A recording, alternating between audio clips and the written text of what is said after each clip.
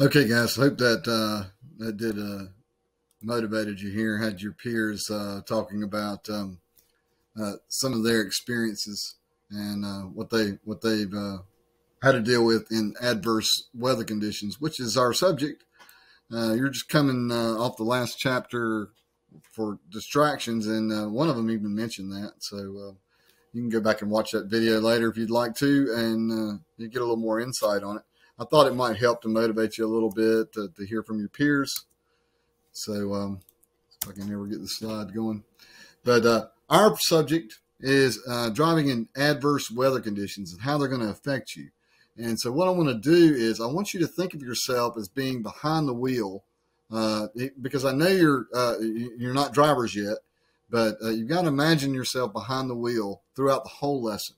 So every time these things come up, I want you to think about it. So there's 5 points we're going to cover, and they're going to start with defining what adverse driving conditions are, the goal, and when you drive in adverse conditions, dealing with reduced visibility and reduced traction, and braking systems. So those 5 things are what we're going to really try to concentrate on. So when you're, so what we're going to do is really define adverse conditions.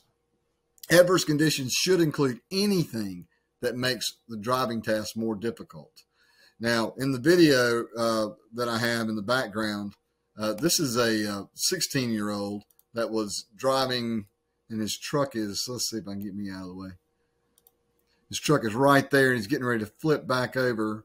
This guy was just lucky to be alive, in all honesty. And why in the world you do that, especially the guy video, and I couldn't figure that whole thing out. So obviously he didn't recognize adverse conditions for some reason. I don't know how you end up driving through a tornado. Maybe it happened all of a sudden and nobody realized it. I don't know, but that was luck. That was pure luck. Okay, so the goal, we want to talk about the goal, and the goal is to recognize and understand the limitations of driving. So that's really what it's all about. And some of these conditions are going to include rain, snow, fog and darkness, snow glare, other vehicles blocking you, tornadoes, anything that's going to limit you is you need to be able to recognize whatever's going to limit you. So we want to move on to the next point about reduced visibility. Okay. So when you have reduced visibility, you need to slow down. You need to increase your following distance and create space. You need to have a clean windshield and headlights. You need to use driving aids. If you have to, you look down and find the lines on the road. You can use reflectors. We have a lot of those. You need to turn down your panel lights, not your dome light. Your dome light doesn't need to be on at all. So no interior lights because you can't see out of the window. This is obviously beforehand, but replace your wiper blades and make sure your washer fluid is full. Always turn on your lights and reduce visibility. Make sure, and I'll move myself here, make sure others can see you. Just because you can see them doesn't mean they can't see you, so it's very possible. Okay, in North Carolina, it's the law that wipers on, lights on. That's the law, so you have to follow it. You can get in trouble for that. Okay, dealing with reduced traction, we're starting off pretty similar. We're going to slow down, increase following distance, drive in somebody else's tracks. You're getting kind of severe, or maybe snow. That's kind of what I thought about. But make sure your tire pressure is of regulation. Again, this is beforehand, right? So you look on the tire and you can see what area it needs to be in. So just make sure you're doing that. And I keep flipping the slide. Make no sudden movements in braking, turning, or accelerating. And I want to make this point. I'm slowing down just a little bit to make this point. Do these in order. Okay, so I'm coming up again. Braking, then turning, then accelerating. All right, you have to remember that. All right, keep moving when you're in snow or ice. For obvious reasons, you could slide off to the side or backwards and may not be able to go forward anymore. And most importantly, last but not least, if conditions warrant, stay off the roads. That would eliminate most of this right off the bat. All right, 2 braking systems, and when I say systems, really they're using the same brakes, but with standard brakes, or what they refer to as conventional. You can say it either way. These are on older cars, and they stop all 4 tires at the same time. Now, what can happen is you can skid, or you won't be able to steer as well, or at all, and you need more distance to stop. The solution to stopping these vehicles that are in that use standard brakes are to pump the brakes, but you have to learn how to do that. So you'll have to take some practice and learn. You can't go too fast, can't go too slow. But if you're trying to control the vehicle, it's going to become unstable if you don't do it correctly. So know what braking system you are. More than likely, you're in a newer car. When I say newer, I'm saying 2000 up, that kind of thing. Maybe even further than that. But I have older vehicles with the standard system, so they'll lock up. So I got an old Jeep and it'll lock up. So this very rule applies. I do have to pump the brakes and have to be careful, and I'm aware of it. So if you go on to there we go. If you go on to analog brakes, this is actually a system. So they're using the same brakes, but in the system there are sensors that are sitting against the brake system, and it's designed to brake them individually. So in other words, by demand. So if there's a reason why all 4 tires would brake, then all 4 tires would brake. But more than likely, to keep the car stable, it would brake one or the other, and that sort of thing. It actually reduces the distance you need to brake. It doesn't give you the right to break any rules, but it's much more reduced than it is, say, in standard brakes. And there is a solution to the way you actually use these brakes. So it's probably the easiest to learn, though, because to actually use the system, you just keep your foot on the brake and let the ABS system do the work. So we're going to take these 5 points, and we're going to try to get you to do an activity. All right, so we're on to the application section. We're going to do an activity, and in this activity, it's basically going to be finishing up my Google slideshow for me. Let me slide that completely out of the way. All right, see if we can figure this out. All right, so what I did was I went to AAA's site, and I was very impressed. They have a lot of information on there that coincides with what we're talking about, with our 5 points and so forth. And I thought maybe you could now apply your knowledge by doing this Google slideshow. So we'll really still hammering on these 5 points, right? So we're really going to try to get these things nailed down. All right. So what we're going to do is there's a link here, and I'm going to click on it, open up the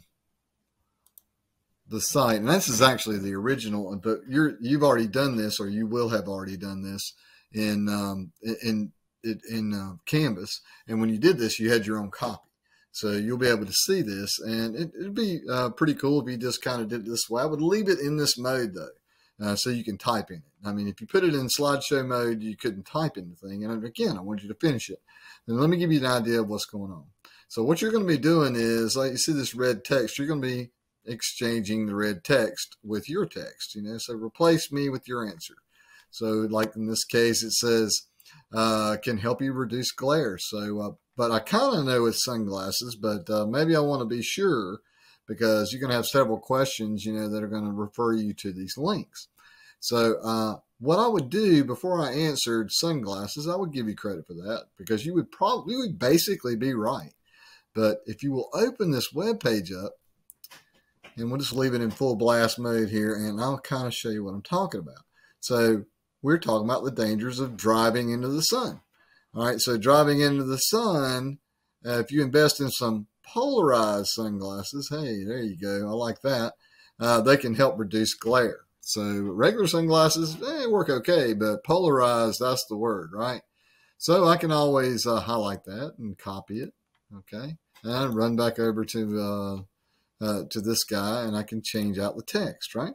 So now when I highlight it, and you can either hit delete or whatever, you just blast it right over it. do it without formatting and you won't have to do a whole lot of work. So now I've got the first one answered. Did get it off the website, but I would have been partially correct, I guess, I suppose. But that's kind of what I was looking for. So if I went on to the next one, you're going to see that they kind of follow suit, right? So that's going to be, you probably remember you're behind the wheel here. So you're in the car and you're looking at all these things. So that is a sun visor, right? Can help you. There's no doubt there's a sun visor, a visor, people might want to call it. So you probably would do that. Now let's flip back over to the site and take a look and utilize your sun visor. There it is, sure enough. So you can kind of see what I did there. And so it's I gave it away a little bit. I'm going to give you another little trick here. And of course you can continue, copy, and you can paste it in and so forth. Pay attention to the links. And when you click on the link, make sure you're going to the right place. I mean, you don't have to open the page 100 times, but if it's the same page, that's fine. But there's actually 3 sections going on here. So the 3 sections that I did were dangerous driving in the sun, wet weather driving tips, and winter driving tips. So right now you're doing driving in the sun. And these things are probably going to look pretty familiar because you already know the 5 steps. That's where I'm trying to get you to apply your knowledge, right? Okay, let me show you a little quick computer trick here. You probably know this already, but I'm going to pull this tab off and push him off to the side. And I kind of see this square show up, and he takes up half the screen for me. So he did okay. He looks all right. Well, let's try it again because he didn't want to do it. There, he's a little better. I keep messing with it. There we go. So he's half the screen, and here's the other half. Well, you don't need to look at the slides. You're just going down the line. So now you can do this exercise this way if you wanted to. So these are all the pictures, I'll go ahead and tell you, are in the sun stuff. Yeah, and then once you get past the pictures, you've got another site here. So if I click on this site, here's the cool thing. So the wet weather tips, I'm just going to drag him over here so I can see the wet weather tips, right?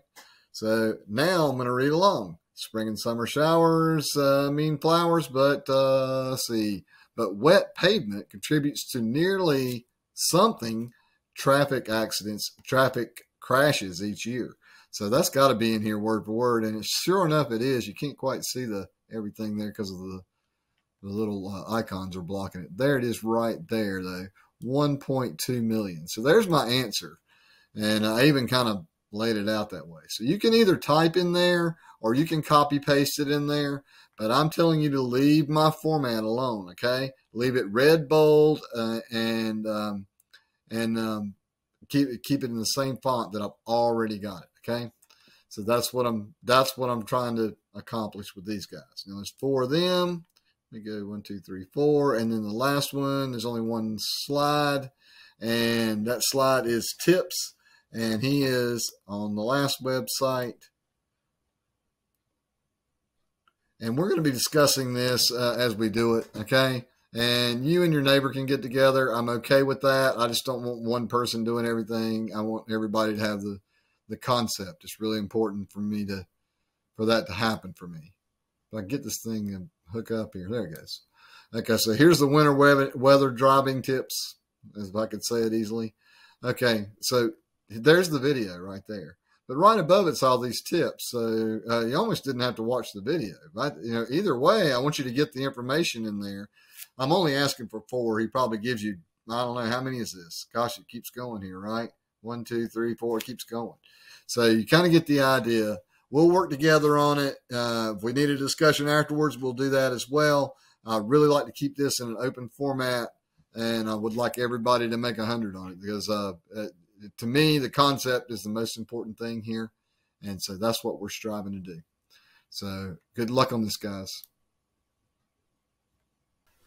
All right, that was fast. So we're on to the evaluation, which is pretty straightforward. Basically, it's a quiz, and I want to test your knowledge here and see what you came up with as far as learning all this stuff. So what I did was I created a quiz in Canvas for you guys. And hopefully this link will take me there really quick. And may have to click on the student view. Oh, a minute. Good. And let's see if it'll pop up for us. And it will. Okay. And you're going to take this test. And obviously I already started it, but I'm going to show it to you really fast and just give you just give you an idea of what you got going on. There's actually only 6 questions on the test, but it's a little more complicated than that. So take your time. We'll give you 2 chances.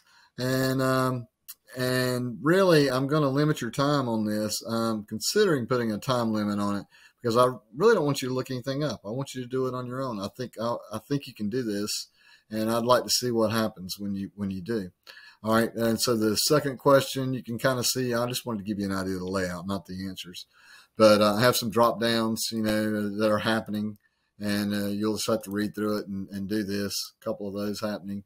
So it's a little bit different everywhere else. You can barely see these on this screen, but all are correct but one. So you know what I would do? I'd probably check them all and then figure out which one's not correct. So that's kind of what I was looking for. And whatever that was, that's what I would choose. But you can see, and nobody's test is the same, so it's going to mix it all up. And so you guys, there's no cheating on this one. This one you're not working together on, okay? So this one's about brakes, so you have to figure out which brake system. So each one of these has a property of the brake system that we talked about. So that's it in a nutshell. So we're going to see how that goes. All right, good luck on the test. Oh, by the way, we can do some discussion afterwards, and I'll be glad to go over these test questions. But you've already seen them about 100 times. But I'm always up to that. I'm always up to that. All right, we just finished up our discussion after the test. Went over the test questions and should have been very familiar. We've been saying the same thing over and over and over. So with good reason. It's a good topic. So we're on to the summary now, and so we need to talk about what happened. And you need to be able to ask yourself if you're going to be able to define adverse conditions, explain the goal of driving in adverse conditions. Can you name at least 4 ways to deal with reduced visibility? And can you name at least 4 ways to deal with reduced traction? 2 of them are the same in both categories, right? So that ought to be pretty easy. And can you explain the difference in the 2 braking systems, right? Which one is really a system and the other is just manual brakes, right? So I hope so. But what we're going to do is I'm gonna let you go, and we're going to end this session completely. But I just need you to answer me 3 questions in our discussion board. And they're open-ended questions. You don't have to write a book, but I do expect these to just roll right off your tongue after everything we've said. And I want your opinion. It doesn't necessarily have to be what you read. You don't have to look anything up. You just need to answer these from the gut right here. I'd like to hear what you've got to say.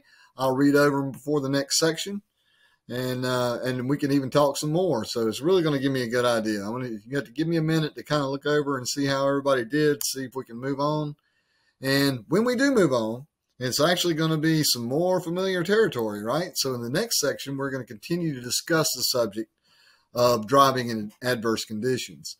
This time, we're going to concentrate on accidents that occur at night and how to deal with deep water on the road and 3 parts of the total stopping distance, which involves a little math there, but nothing too difficult. Once again, this one's more about common sense, and now we're going into a session that you kind of needed to know the other to get into one, right? So you kind of needed to know about distractions before you got into here. But all in all, I thought it was a great session, so we'll look forward to continuing onward.